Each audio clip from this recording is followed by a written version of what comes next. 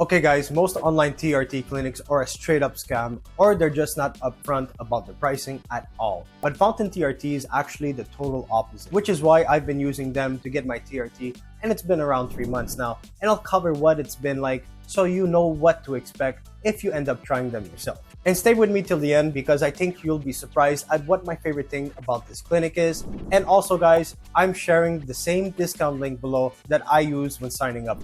Now I've been using Fountain TRT for 3 months now, and the first thing I had to do was answer a few questions on the site regarding my medical history, and basically just to see whether or not I was a good candidate for it in the first place. And after the consultation, which by the way was completely virtual, I was approved and they shipped my prescription.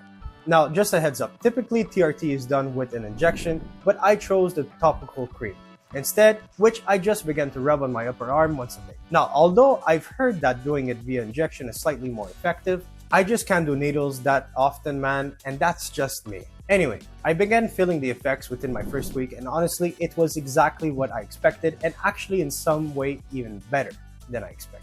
For example, my mental clarity in the morning has been phenomenal even before my coffee, which I did not expect.